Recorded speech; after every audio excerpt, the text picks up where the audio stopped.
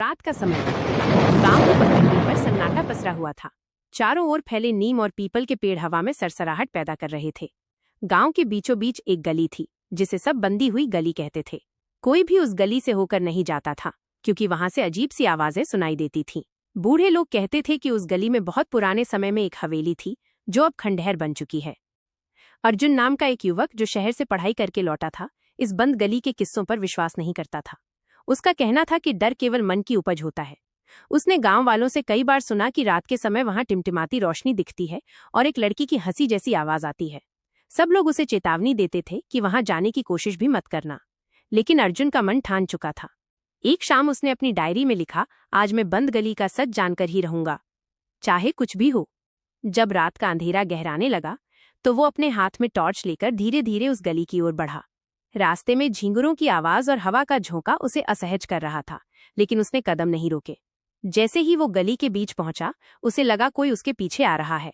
उसने मुड़कर देखा, पर वहां कोई नहीं था। टॉर्च की रोशनी एक टूटी दीवार पर पड़ी जिस पर पुराने जमाने के रंग बिरंगे चित्र बने थे।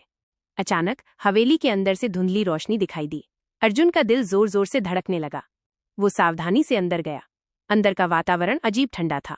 उसे लगा जैसे दीवारों से कोई फुसफुसा रहा हो। तभी उसके सामने सफेद कपड़े पहने एक लड़की की आकृति प्रकट हुई। अर्जुन कुछ पल के लिए डर गया, लेकिन हिम्मत जुटाकर बोला, तुम कौन हो? लड़की ने धीमी आवाज में कहा, मैं यहाँ की आखिरी मालकिन थी। मेरा नाम अनन्या है। इस हवेली से मुझे किसी ने धोखे से दूर कर दिया था। मेरी आत्मा आज भी यहाँ भटक रही है। अर्जुन ने कांपते स्वर में पूछा, क्या मैं तुम्हारी मदद कर सकता हूँ? अनन्या की आत्मा ने कहा, हवेली के तहखाने में एक संदूक रखा है। उसमें मेरी एक अधूरी चिट्ठी है। जब वो बाहर की धूप देखेगी तभी मेरा बोझ हल्का होगा। अर्जुन ने साहस दिखाया और तहखाना खोला।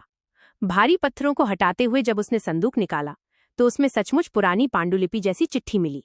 उसने चिट्ठी बाहर आंगन में ले जाकर पढ़ी।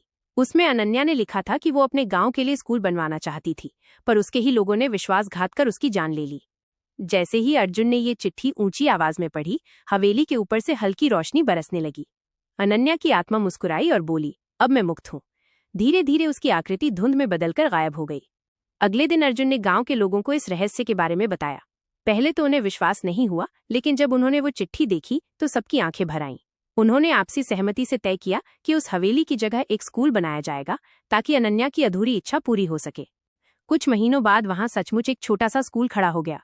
बच्चों की हंसी खुशी गूंजने लगी।